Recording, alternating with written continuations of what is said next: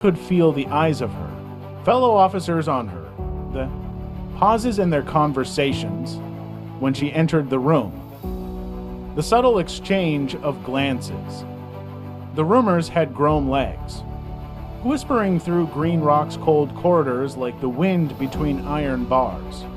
Yet she couldn't stop. That night, when she returned home, her mother was asleep in the corner room, the soft hum of the old fan blending with her quiet breathing. Amaka sat at the edge of her bed, her hands trembling as she unfolded the small piece of paper. Keen had somehow managed to get to her. They're planning a transfer. I need your help one last time. Then we're free. She read it again, her heart racing, free. The word hung in the air like a forbidden prayer. The next morning, Amaka stood before her mirror, adjusting her uniform.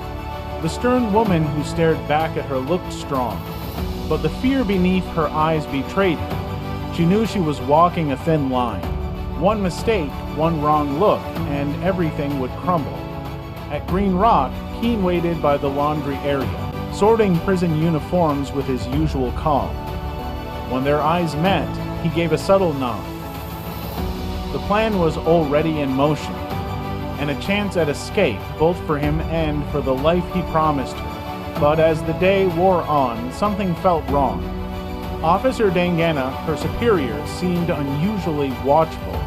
He had been on her tail ever since her late patrols started raising suspicion. By evening, she received a message through a fellow warder. Dangana wants you in his office. Her stomach dropped. In that office, under the hum of a flickering bulb.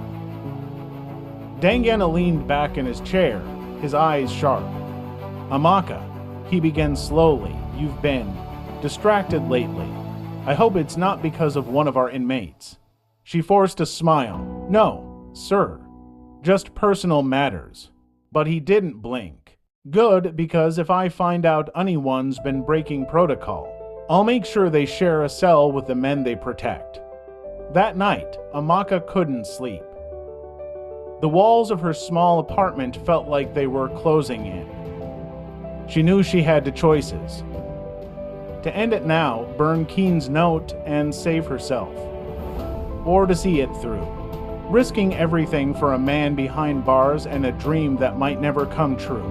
When dawn came, she was already dressed, the piece of paper tucked into her pocket.